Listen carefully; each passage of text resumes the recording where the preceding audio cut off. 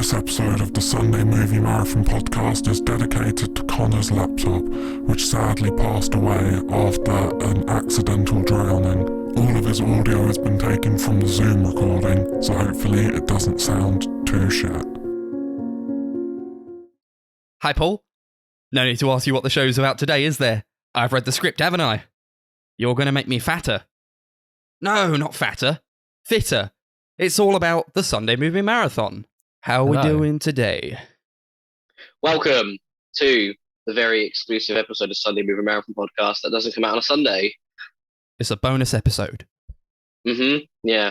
So if you watched last week's episode, we said we were going to review, I was going to say Wonder Woman. I haven't watched that movie yet. WandaVision. But we figured that we probably wouldn't get too long of an episode out of it. So we'll release a bonus episode this week. Yeah. And that's what we've got here. So yeah. How's everyone doing on this midweek afternoon? Not bad. I'm excited for the proper episode. Some great films we've picked. Yeah. If you haven't seen the recommendations for this week's episode, it's going to be something. Movies. Yeah. No, it's going to be something. Yeah. I've seen one of the three films so far, and it was definitely something. I think we've all watched the exact same movie already. It's just to get the worst one out of the way and then move on to the other ones. Yeah, I've seen two so far, but I'll probably watch one of them again. Yeah, I'm going to watch your recommendation when I get home today after training. But so let's get on to the episode. So WandaVision, Marvel's first crack at the streaming service episodic world, if that makes any sense. I guess it's their new shows that they're doing. It's the first of their new shows. Yeah. So strangely enough, it was meant to be Guardians of the Galaxy Volume 3 kicking off Phase 4. Well, they're not doing phases anymore, but it's Phase 4. But because of all the delays, we've now been started with WandaVision and Falcon and Winter Soldier that comes out next week. And we haven't got the Black Widow movie yet either. So this is the issue with a lot of Marvel movies, though, is that like as soon as there's a delay in one of them, there has to be a delay in every other movie because they're so interconnected. Yeah. Bit of a bitch. So what did you guys think of just like a off-bat review of the whole series itself? Yeah, I liked it quite a lot. Yeah, surface level thoughts. I had a really good time with it. I thought it was very good. I have quite a few issues, honestly, but it was just fun. I had a lot of fun with it. Did you watch it weekly? Yeah, I did. Unfortunately, I feel like that probably ruined the experience for me. It kind of dampened it. I think this is the kind of show you probably should watch like all in one chunk. I think it's probably designed that way. But unfortunately, like if you want to avoid spoilers, then which I kind of did, you probably should have watched it like 1 week at a time. But I don't know, it was like that, and then mixed with like I was just kind of impatient to watch it. Yeah, I found that like I had the same issue with The Boys as well. The fact that like it was such a ball ache to week to week to watch it. I like the fact that they did release like 2 episodes or 3 episodes off the bat, but the episodes were so short, and I can understand why for some part, following a lot of the tropes from like early television, going through the ages, which we'll talk about later. But still, when you've got like 7 minutes of credits and then like a 20-minute episode to watch, it didn't really give you much. And then, like, thankfully, the last 2 or 3 weeks, we got like an hour-long episodes or 45-minute-long episodes. But still, like, yeah, it was a bit of a ball ache to watch a 20-minute episode, then wait a week to watch another 20-minute episode. Yeah, I think because the first like 3 or 4 episodes, not a lot really happens. A lot of people like getting super impatient. Like, I was seeing like really, really negative reviews of the show at first from a lot of people. But then, like, now the show's done, I've seen, like, pretty much nothing but praise for it. Yeah. It's kind of just, like this episodic thing that I took it for. Like, in the beginning, it's kind of like, it's trying to emulate shows where the story is contained within one episode, so I didn't really mind that. And then at the end, it kind of it developed into something that was a bit more consistent with the episodes that had come before it. So I didn't really mind that, but at the same time, I kind of forgot about the episodes and the former half of the show, I think. Yeah, I definitely noticed that when we got into like the more traditional MCU style of filming, I definitely sort of neglected the former half of the series. But it was just so refreshing to watch, like, and they did it so like, especially like the early 50s and 60s stuff. I haven't watched many sitcoms from that era, but like how accurate they were, how much attention to detail that they did, and like I think Elizabeth Olsen, Paul Bettany, like I don't think in the MCU they've had much time to shine because they're only ever in Avengers styled movies, other than Civil War, which was just an Avengers 2.5. So they were very overshadowed by people like Robert Downey Jr., Chris Evans, Chris Hemsworth. But in this show, you really got to see a lot more of what they could do. And I thought they were fantastic in their roles, especially Elizabeth Olsen. I thought she was fucking fantastic playing from the 60s all the way up until current time era characters. Did it so well. Yeah, I really enjoy those characters. Like in the films, I've always really liked their relationship, and like my biggest criticism, well, one of my biggest criticisms with Civil War and also Infinity War is that we don't really get a lot of time spent with them or developing their relationship. So it was nice to get like a bunch of like material of them together as a couple. Yeah. There's a lot going on in those movies, though I kind of understand why they didn't devote enough time to that relationship in general. I really love their dynamic, though. I think that they're two really good actors. And I was happy also to see Paul Bettany just able to do more with a character who was kind of like a bit more stoic in the movies and just like didn't really have like too much of a personality to him. You really get to see him do a lot more of like comedy, which I really think he's good at. Just added a lot more layers to the character, especially because like this character, and I mean spoiler alert for the MCU, but obviously you can't really watch WandaVision unless you've seen like Infinity War or Endgame, is like that character died, so it's like this posthumous thing where like he goes back and he like adds a bit more depth to the character even though the character is dead. But I really enjoyed that. I think the only annoyance that's going to come from this series now is, so at the end of the series, we've got Spectral Vision, which is the White Vision, which is the rebirth of the actual Vision's body, who was killed by Thanos. You've got him that I don't think is going to be acting or resemble the Hex version of Vision that we got. It's the one that Wanda created from her Chaos power. And that's kind of, I don't know, I really enjoyed the version of Vision that Paul Bettany was playing in the latter half of the season. It was there was so much depth to that character, and they brought it to life from the comics so well. But from what we saw of Spectral Vision in the last episode, I don't think we're going to get any more of that character. It's just going to be something completely different, and that could be a good thing, and it most probably will be from what we've seen. But it's just really, I don't know. We got to see such a good character development from a character that we're not going to get, pardon me, in the MCU anymore. With that version of Vision, it's just going to be this newer version of him. Yeah.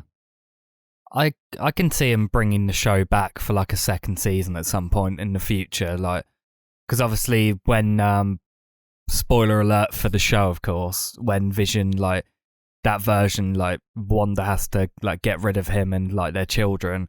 Obviously, she says that she'll see him again, basically. So I can see her like basically recreating him again, just like not in like the same way in this show, just as a person in like her house or something. I can see them doing that. I don't think this show will get a second season. At the moment, Marvel said they've not greenlit, written any scripts, or done anything for a second season. But this was a very good, like, because I was talking to one of my friends about this season, and it was like maybe episode 7 when I was talking to him, and there was so much still that needed to be resolved. The whole plot with like the Agatha character, with Vision, find out what happens to him. I think in that episode we found out that it wasn't the Vision body that Wanda had taken into her little town. It was one that she had created. Then there was Monica Rambeau's character who had just got a spectral power or a phantom. Fuck me, I can't remember the photon powers from the comic book. So there was that to wrap up. Then everyone was speculating about the Quicksilver character, whether he was pulled from the multiverse from the Fox universe. And I was just chatting to him, and it was like, there's so much to wrap up by the end of the season. We've got 2 episodes left that he doesn't think it's going to get done. And I mean, this series was just an origin story for the character that is Scarlet Witch, which in the comic books is just incredibly fucking OP. And there's so much like lore behind her, and there's like she essentially rewrites the universe at one point, or the multiverse, and gets rid of every single mutant, and leaves like maybe 1% of what was the mutant population still with their powers. So she's a very big character in terms of the comic books. And this series was just a great way of realizing her powers, giving her an origin story, because we never had it. We had just had the character of Wanda Maximoff, but we never had an origin story of her comic book counterpart, which is Scarlet Witch. So the series was really good at doing that. But I don't think, and if we do get a season 2, I don't know what it will be about, because Spectral Vision will come up in one of the movies later on. Doctor Strange and the Multiverse of Madness is definitely going to be revolving around Wanda trying to save her kids from the dimension where her powers come from. And I genuinely think that is going to be what causes the Doctor Strange 2 movie, because she's in it. Multiverse of Madness. We've just seen the end post-credit scene of WandaVision. She hears her kids screaming, and in the comics, they end up trapped in the dimension of the person that created the Darkhold and the power that Wanda has, Chaos power. So she essentially has to go there, gets them, creates the fucking messed up multiverse, and that's what will happen in Doctor Strange 2. But I have no idea whether they'll bring a second season out. It doesn't seem like a series that really can have one unless we get through the next few phases of the MCU. Well, I think it tried to do a lot with like emulating shows from back in the day, and then it lost that in the latter half. So I don't know if they could just like go back to it, because that was like a big pull for the show. So I don't know if they could just like do that again. I just might feel a bit tired. The whole reason that the show was based like that was because in Wanda's childhood, she would just watch sitcoms all throughout her childhood, and it was kind of a happy place. So when obviously her brother died, half the Avengers died, she got snapped. Then Vision died twice. She killed him the first time. Then to find out that they've been working on his body and pulling it apart, it was just her way of coping with the trauma and putting herself into this TV role. So she, at the end of this season, she's resolved that trauma. So it wouldn't make sense in a narrative sense for her to do it again, because she's overcome that portion of her life. She's fully accepted what's happened. So there's no need for her to create an escape anymore, because she's dealt with that portion of her life. And that's why, as soon as we got to the like Agatha portion of the series, they dropped the whole sitcom, going from like sitcom to sitcom, because at that point it wasn't, she had realized what she had been doing. So the whole narrative of that was dropped. Yeah, I think if they were to do a second season, it wouldn't be like a lot of shows where they do it like the following year. I think there would be at least like 4 or 5 year gap, and there would be a lot in between that would impact the character in order for there to need to be a second season. But I think, like you said, Connor, if they were to do it, it wouldn't be the same sitcom thing again, because the need for that's passed. Yeah, and like we're not going to get an Avengers movie, an Avengers 5, until maybe 2023, 2024, because we've still got the Fantastic Four to be introduced, all the mutants, the X-Men movies. We've still got, I think it's like 5 MCU movies coming out in 2022. We've got a few scheduled for this year. There's just so much. And like it's heavily implied. If you've read the comics, if you've read the comics and you follow the MCU, they're kind of pushing towards a Young Avengers movie being the next Avengers installment, which is why we're getting things like She-Hulk and Wanda's kids being introduced, Wiccan and Speed, who are part of the Young Avengers. We've got Kate Bishop, which is Hawkeye's protege in the comics, which we're getting in the Hawkeye series. You've got Scott Lang, played by Paul Rudd, or Ant-Man. You've got his daughter taking up the mantle of either Ant-Man or the Wasp or Ant-Woman, whatever they want to do. So it's really, especially with these series, it's a very good way of setting up a Young Avengers movie without having to introduce them in all of these movies. They can do it in episodes or series where they can build the character up over a long period of time. So by the next Avengers movie, we would have a resolve of Wanda getting her kids back from wherever they're trapped, which again, I will strongly think is going to happen in the Doctor Strange movie. So the TV show, if there is a second season, won't revolve anything around her family or kids. It may revolve around finding Vision and the spectral version of what he is now, but God knows, it's going to be such a long time before we get that. Yeah. I think as much as I like the show, like I kind of only like half of it. Like half of it is like this really kind of interesting exploration of grief in like a superhero setting. I really enjoyed that. But the other half was kind of just like these Secret Service people trying to figure out what's going on and why Wanda's doing it. And that's like, for me, that was a lot less engaging, where it was like we were kind of them as viewpoint characters. They were like, oh, she's created a show. And it's like, yeah, we like, okay, why do we need their viewpoint? I don't feel like it's like completely necessary.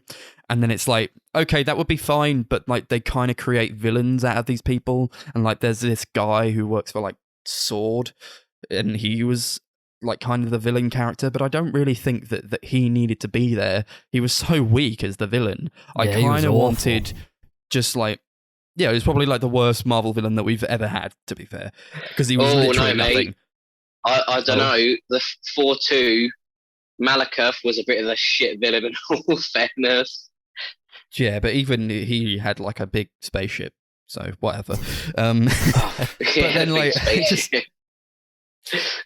I feel like if Wanda was like the only kind of like this anti-hero, and she was like the only one that we were able to focus on as like this protagonist antagonist kind of dichotomy, the show probably would have been more interesting to me, and it would have probably just benefited from being a bit more simple. I don't think it needed all these extra parts that they threw in. Yeah. Well, so many people that I've seen review the series have said that some of the weakest parts are where you have focused with the people of Sword, not so much Kat Dennings' character or what's his name, Randall Park. So the people who played Jimmy and Darcy, even Monica Rambeau, the actress that plays her. I fucking loved their scenes together. They were the only part where it was outside of the Hex where I was genuinely engaged, because they just had such great chemistry together. Their acting was really good.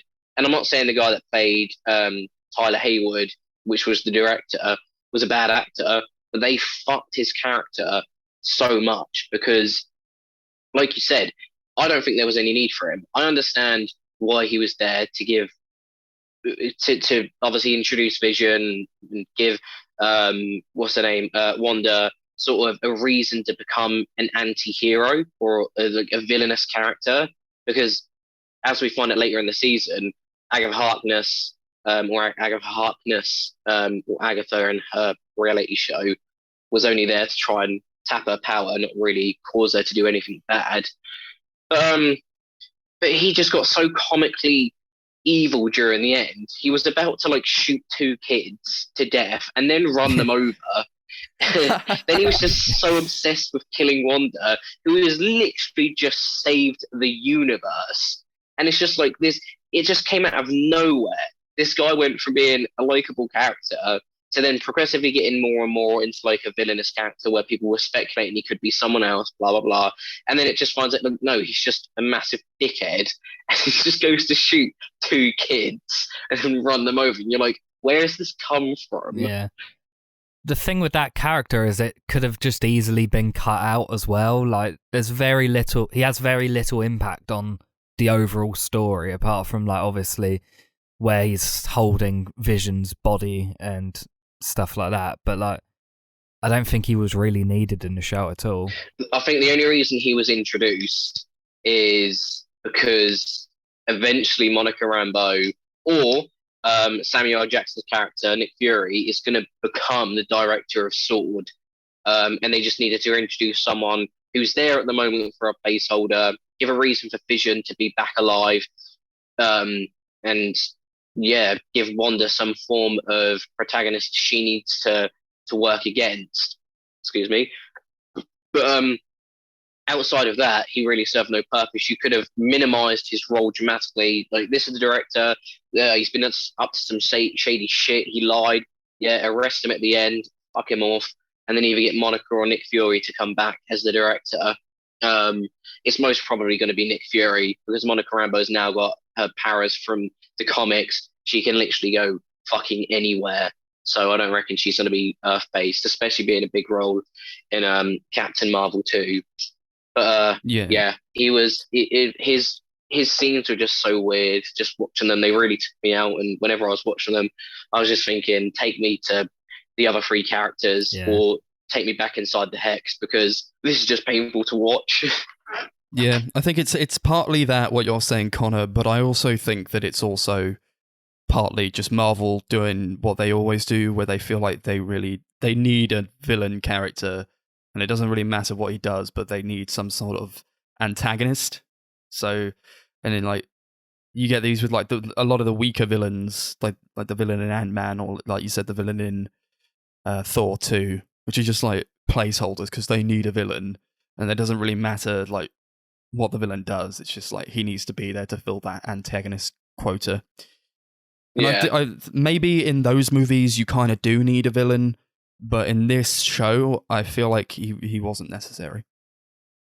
I don't know, because if he wasn't there would really be no one for Wanda to, because essentially it was him ordering the drone strike on Wanda that caused her to come out of the Hex and really show some form of villainous patterns in her behavior. It was him that brought Vision back to kill Wanda, and it was him that fired the other three and got the other three arrested to kickstart them looking into what was going on. So his role could have been minimized a dramatic amount, and because there needs to be a director of S.W.O.R.D. or some form of upper management, and someone needs to fill that role. But I just think they've done a poor job with the character of Tyler Hayward. I don't reckon we'll see him again. No, I think pretty much everyone universally hates him, so I highly doubt they'd ever bring him back. Yeah, no, he won't be coming back. I'll be very shocked if he does. He either will come back in a small role years and years down the line, or we won't never see him again. Either way, I won't be too gutted, because even in the comics he doesn't really play a vital role from what I've read, especially in the House of M or the Vision and Scarlet Witch comics, which this series was taking heavy inspirations from. Doesn't really play a massive role in them, so you don't really need him to cameo anywhere else for any story narratives to be pushed forward. What did you guys think of the penultimate episode, where it's just sort of this kind of backstory episode, and it goes through Wanda's backstory? Oh, the 8th episode? Yeah. I thought it was good because it gave explanations of her grief. So I think a lot of people missed the big importance of some of the information that was revealed in this episode. Although it was a big exploration, not exploration. What's the phrase? Exposition. I think it was good to see the trauma that has built up throughout her life, which has led her to where she is now. And especially when you see her as a child and you find out that it wasn't the experiments from the Mind Stone and Hydra that gave her these powers. She always had some form of magic, the Mind Stone just increased it and amplified it. As Agatha says, it just enhanced what would have died on the vine if not used for a long period of time. So that's really big, because it either says there are mutants in the MCU already that just need some form of CMBR, so cosmic microwave background radiation, which came from the Infinity Stones, which, if that's the case, the way that they're going to explain mutants in the MCU and why they're showing up now rather than before Phase 4 is that the two snaps that were done on Earth, or the two snaps that were done by Thanos and by Hulk, the release of that cosmic radiation probably woke up these dormant genes, or the X gene, and that really gave mutants their powers, which is what happened with Wanda, but she already had them. So it's a very good, the episode was very good in explaining that we potentially could have mutants, and a good lead into X-Men later down the lines. But it was just good to see her backstory, the scenes between her and Vision, and you find out, because another issue is you didn't really find out or see much of their relationship in the MCU. So throughout Civil War, throughout any of the Avengers, you didn't really see them. They just showed up and they were a couple, and you're like, yeah, where did this come from? So it was good to see the sort of blossoming relationship that they had when she was sat down after Age of Ultron, talking about how her brother's dead and all this stuff, and he just comforts her, and yeah, and then what she did afterwards to find Vision's body. Yeah, I like it as well. I think maybe a lot of the scenes could have been like put as like flashback scenes in other episodes, but that's like kind of just me like picking at it. Like, I think it's fine how it is. Yeah, I don't know. I think a lot of people don't really like it. I don't really care too much for it. I think I agree with Chris. It could have, you could do the same sort of thing, but like just eke it out over, like do it like a sort of build up to it over the other episodes. I don't think narratively it would have worked, because the only reason we got the flashbacks when we did is when Agatha's character revealed herself to be a witch, wanted to find out what had caused her to have this power. So it was going through all of her traumas to find out where this power originated and how it came to be, which is how she found out that it was chaos magic. And if we put that in the earlier episodes, like at this point, until episode 7 or 8, sorry, Wanda had no idea what she was doing, because she was just as deluded and stricken by grief. She had no idea she was creating this barrier. She was mind controlling all these people. She was in this role herself. I think if we got flashbacks in the earlier episodes, it would have broken the whole vision of that, so to say, because then she would have been leaking her trauma throughout these episodes and realizing what she was doing beforehand, where as soon as she realized what she was doing in episode 8, it kind of got away from that. Maybe. I just feel like maybe it kind of like halted the narrative that they were trying to tell before that. I don't think it's like an inherently bad episode, honestly, and I don't even think that it's like the weakest in the season. There are a lot of episodes that I just kind of forgot about. More in like the former half of it. But it was fine, I guess, for what it was. I didn't think it really gelled with me. I think the only episode that I just flat out didn't like was like the documentary episode, like the Modern Family Office parody one. Yeah. I feel like episode 7 that was. Yeah, like so much of that episode is literally just nothing, like just characters like just sitting there doing nothing. I feel like that episode easily could have been condensed down to like 15-20 minutes put onto the following episode, and it would have been fine, because very little actually happens across the episode.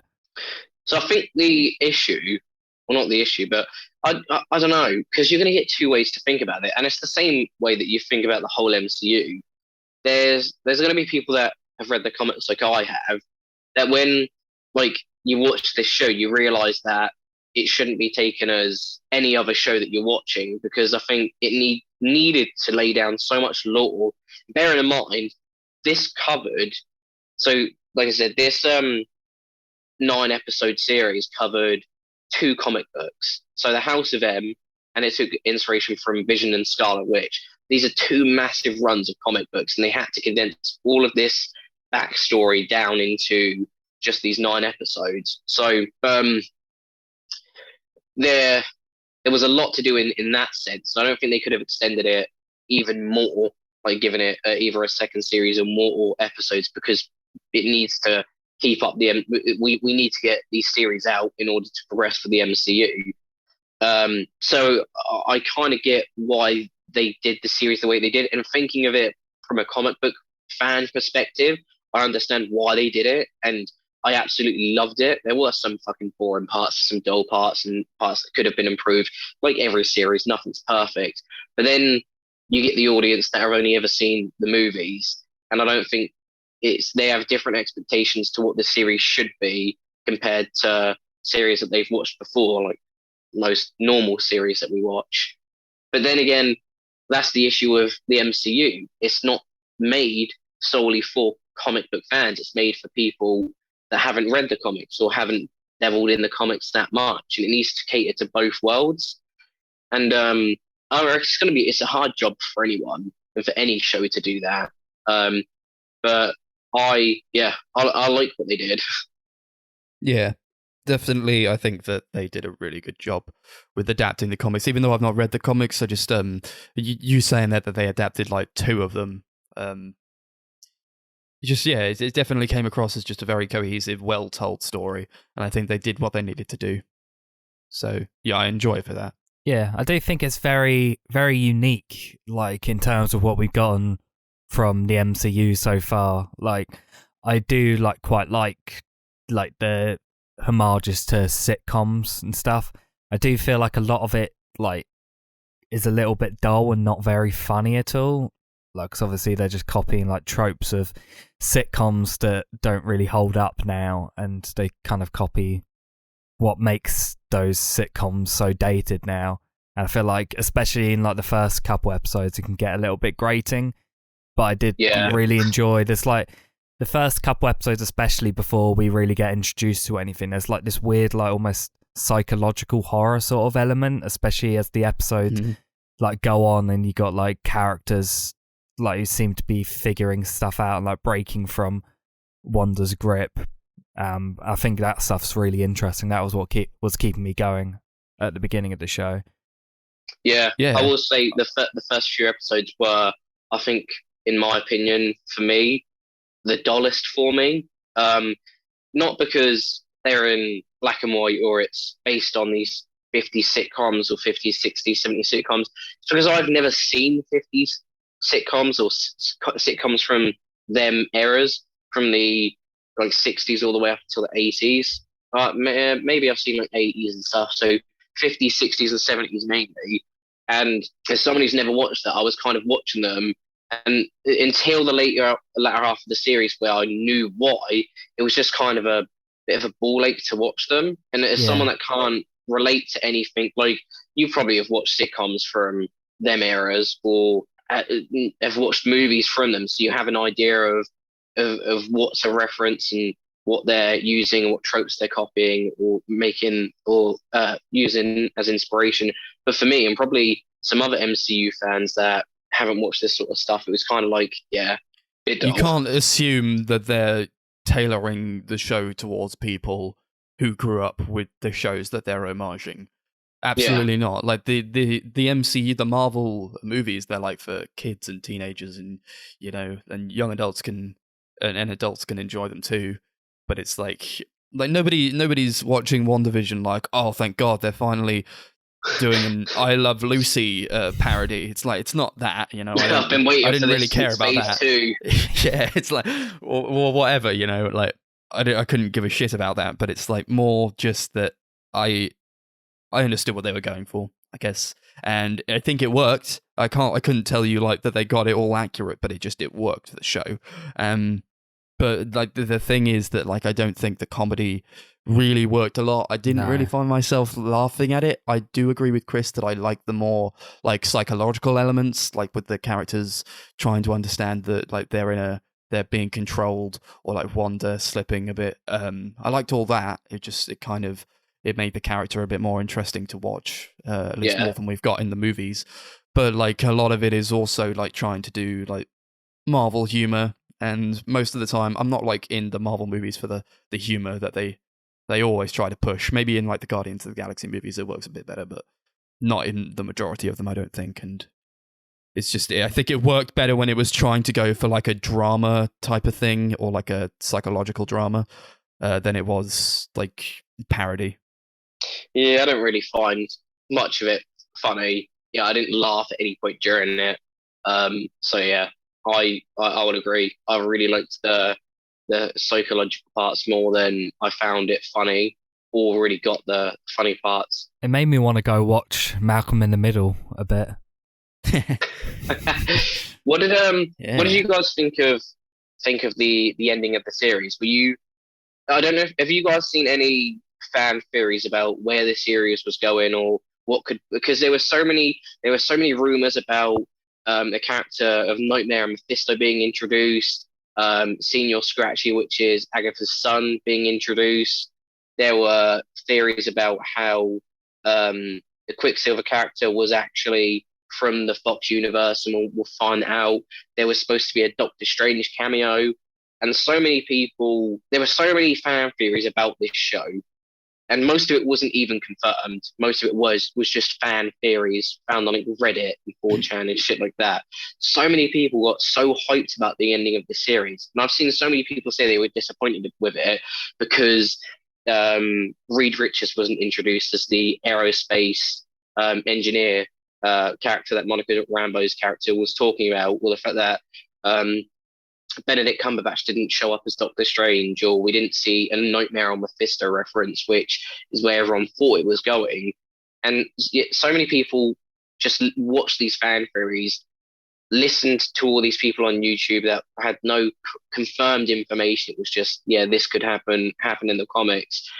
And it led people to being disappointed with the series. And I think that's genuinely unfair on the series' part, because at no point did they ever allude to any of this being true.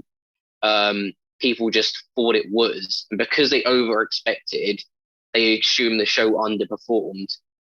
And I thought it was a very good ending. It's left so many possibilities to where the MCU could go, and I think WandaVision is going to be one of the most crucial parts to the next few phases in the next decade of the MCU.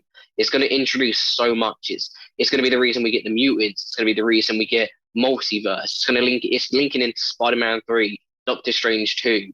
It's literally it's the catalyst for the next two phases of the MCU. And I think that was the real takeaway from this series, giving Wanda's character a backstory, introducing her as the Scarlet Witch, and then pushing the MCU forward, because we've just come out of phase 1, 2, and 3, which is the Infinity Saga. We've just finished with Thanos, which was an incredible story. Now we're moving on to a different phase, and WandaVision was a good way of introducing this phase, a perfect way of introducing it. But were you guys disappointed by the final? Have you heard any fan theories? No, I've not heard really any fan theories. I just kind of took it as it was and how it wanted to display it. I'm not like, I don't read the comics. I'm not like really big into the lore of it. I just know what I've seen from like the shows and the movies. Yeah. And I think that it happens all the time with fans who love a certain thing, and it's like their entire being. It's like they want the show or the movie to go a certain way, and when it doesn't, they're disappointed in it. It's like they ruin it. They ruin what they love for themselves. And I don't think that the show can like live up to everybody's expectations. So it's like you literally cannot please everybody. No. And it's just I enjoyed what they were going for. I honestly think like the final episode was great. I thought it was like the best in the season. Yeah, I'd agree. I just really enjoyed where it took the characters. And I gotta say, like at like the end, like I was kind of thrown off when Wanda just like stops it all. She like puts down the barriers and like frees all the people, and she's like, "All right," and then she just leaves, and then like she's like, "Sorry about that, guys," and then she just flies away. I was like, okay. But she doesn't even apologize to the people she did it to. She apologized to Monica, and she's just like, that's one thing that I found jarring at the end of this season. And this last episode, two things really threw me off. So the first one was when She obviously takes down the Hex, and she walks through the people that she's just mind controlled for the past 9 days, psychologically scarred, tormented for like ages. They haven't seen their kids in so long, and she walks past all of them and just says to Monica, who has done fuck all at this point, "Oh yeah, sorry about what I did to everyone." Like, no, turn around and say sorry to everyone that you've just affected, not the person that hasn't. Like, she's just gained superpowers from what you've done. She's benefited from this. Yeah. But Yeah.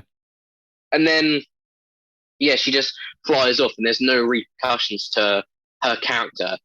She's just like, and Monica Rambeau's just like, yeah, good luck and thanks. And it's like, she's done this, and the line when she says, they'll never know what you sacrificed for them. I was just like, what do you mean? She did all this, controlled all these people, ruined their lives for the last like week and a half for a fake family, and she had to say goodbye to her fake family to put things back to normal. I don't think that scene really fit in well with the ending of the episode. The second part that threw me off is how fucking creepy does Vision look with a white body and human eyes. It fucking freaked me out when his like eyes went from blue and then normal. I was like, what the fuck is this? It's so strange. Yeah. I love that she's just like, ooh, that was kind of cringe. Right, see ya. And then she just like flies away to like Switzerland or something. Yeah, it's the place that the mountains that she's in, the end of the series, are the mountains where the guy or the demon that created the chaos magic did it. So it's where the Darkhold was created, and she's gone back there. But she doesn't know that she's gone back to where it was created. It was just like she's there. Yeah, like Max said, I think a lot of fans they're kind of entitled, like they expect things to go exactly how they want it to, and they get upset when it doesn't. So I try not to look at fan theories and stuff, because a lot of the time they're going to just be bullshit and people are going to get like all up in arms because it don't happen. I like to just like put myself in the hands of the creator and let them take me on the ride and just like accept whatever they give me, whether it's good or bad. And that's what I did with this, and I thought it was a very good ending. It's definitely gonna be interesting to see how things like go following this. I think it's a very good introduction to this phase. It subtly sets up a lot of things where it does feel very like small in a lot of ways, but at the same time it's quite obvious that they are introducing things. Like you said, there's a lot that's gonna come from this in the future. Yeah. Did you like in like the final episode when Vision was fighting the White Vision, and it just like cut back to them fighting every so often, and at the end they were like, well, we don't have to fight, we're probably going to be mates, aren't we? And then like Vision's like, he like does like what they did in like Doctor Who, where he like smashes his head against some guy to like give him like all of his knowledge, and he like mind bumps the White Vision, and then he's like, all right, cool. And I'm like, oh, okay. He knows everything now. Vision. Great. Yeah, that scene was very rushed. I really liked the whole what's it called? The something about the boat, something about Theseus's boat. Like if you repair it and like I was use trying to completely remember different the name for it. Wood for it. Is it still the same boat? Yeah. I liked that because it made so much sense. That Spectral Vision had the body but not the memories. Hex Vision had the memories, not the body. And I thought that scene was pretty good in terms of giving us opportunity to see Vision, Paul Bettany, later on down the line in further MCU properties.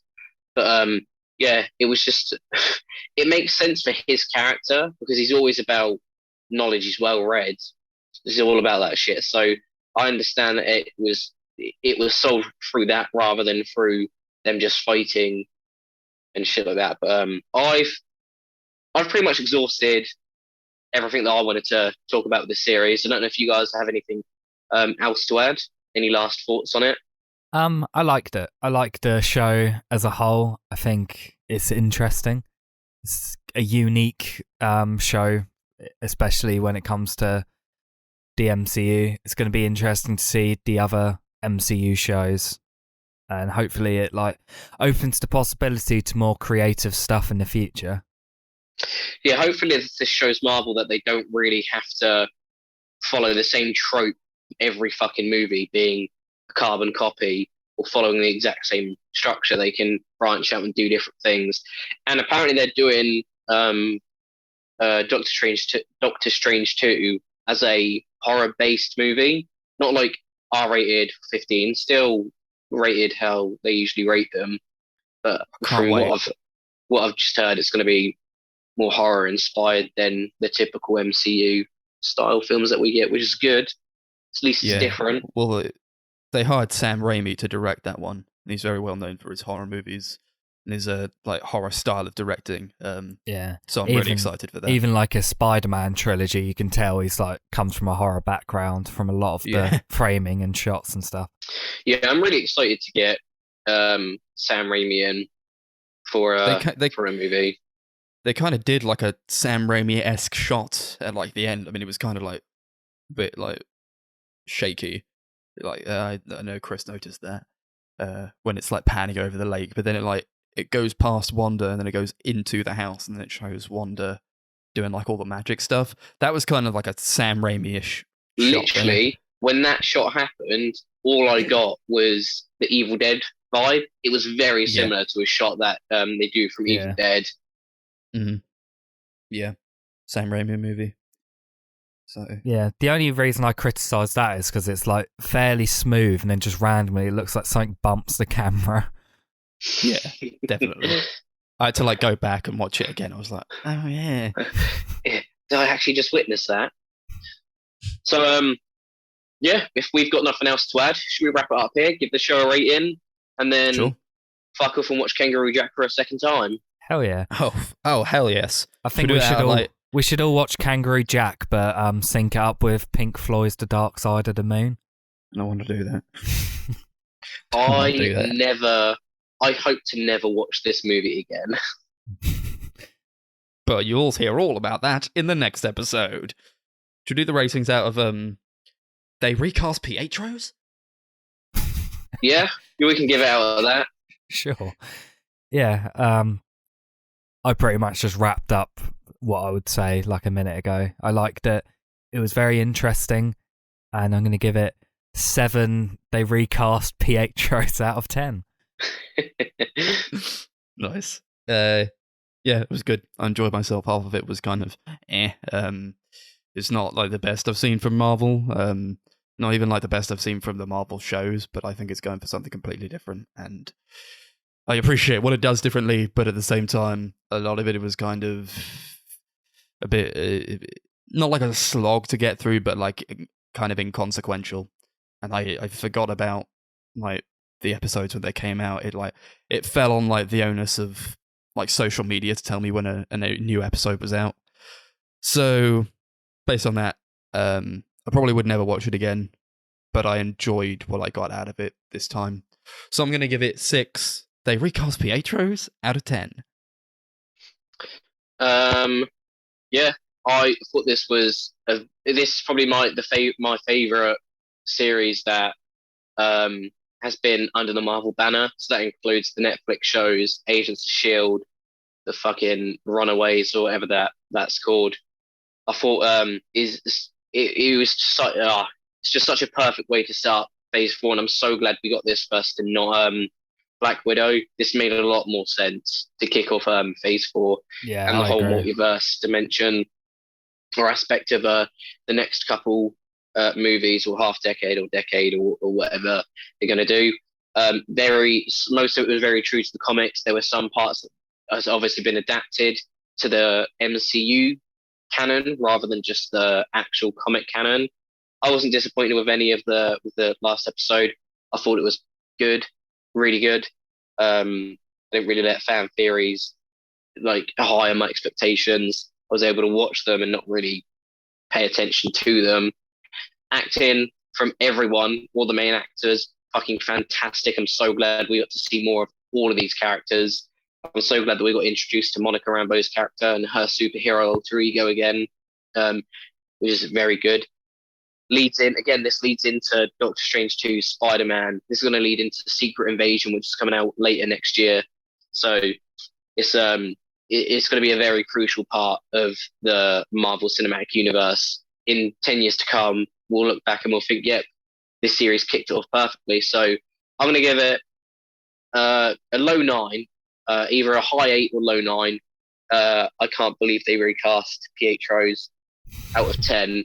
Like I said, we've all said there could have been stuff changed, and I'm not going to be a fucking Marvel fanboy here and say everything was perfect, because it wasn't. There are fucking boring parts. There were dull parts. There are parts that didn't need to be there, and parts that could have been shortened or changed. Yeah.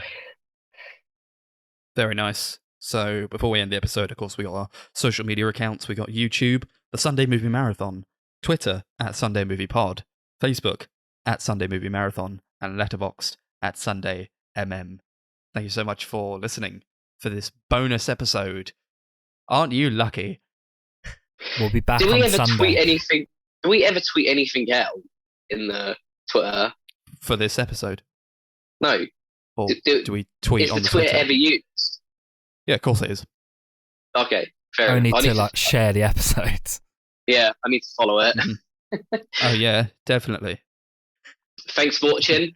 We'll see you this Yeah. Sunday for the Sunday Movie Marathon, scheduled episode 22. Getting closer to episode 25 special. The Kangaroo Jack special. Yeah, we just reviewed Kangaroo Jack 3 times. Thanks for watching or listening. Go Web. Scooby Dooby Wah Wah.